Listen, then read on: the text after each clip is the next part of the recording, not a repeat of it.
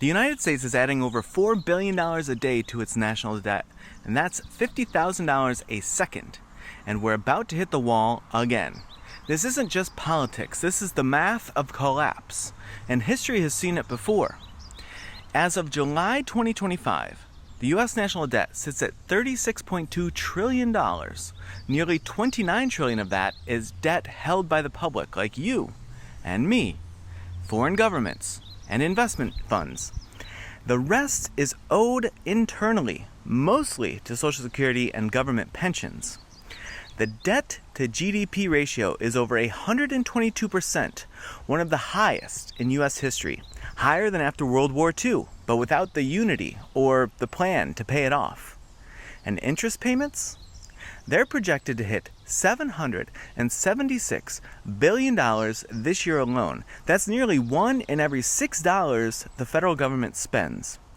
Right now, Congress is scrambling to pass what they're calling the One Big Beautiful Bill, a massive legislative package that combines Trump-era tax cuts with a $5 trillion increase to the debt ceiling. Treasury Secretary Scott Bessent warned we could run out of funds by August. Republicans want this bill passed by July 4th. But here's the catch. Even conservative estimates say it'll add $2.4 trillion to the deficit over the next decade.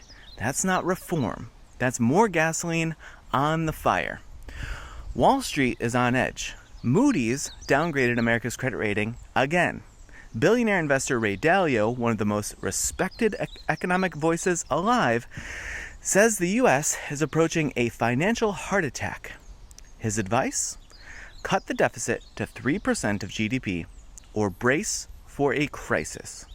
He's even telling investors to hedge with gold and Bitcoin because trust in U.S. debt is eroding that fast. Meanwhile, Washington's solution is to cut capital requirements for big banks to make more room for treasury bonds. Think about that. The system is being rigged to keep buying its own debt because there are fewer and fewer takers. This isn't how we're meant to govern. Alexander Hamilton believed in managing debt carefully, tying it to actual revenue streams like tariffs and excise taxes. He saw debt as a tool, not a bottomless pit. Thomas Jefferson warned us to preserve independence, we must not let our rulers load us with perpetual debt. And even Andrew Jackson, flawed as he was, paid off the entire national debt in 1835, the only time in U.S. history that's happened. He saw debt as a form of slavery. Today, we treat it like it's a game. We raise the ceiling every time without ever fixing the roof. And here's what's at stake. If interest costs keep rising, and they will, there's less room for everything else. Social Security, Medicare, defense, disaster relief. The Congressional Budget Office warns interest alone could cost $10.5 trillion over the next decade. This isn't a partisan issue anymore. It's a generational one, a civilization-level issue. In the fourth turning, they say history moves in cycles, crisis, collapse, and rebirth. We are smack in the middle of that cycle. And if we don't face the music now, we risk losing the entire symphony. So what do?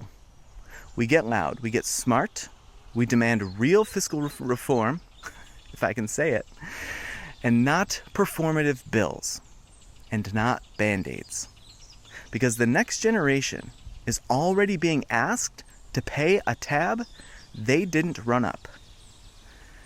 Share this and follow along for more.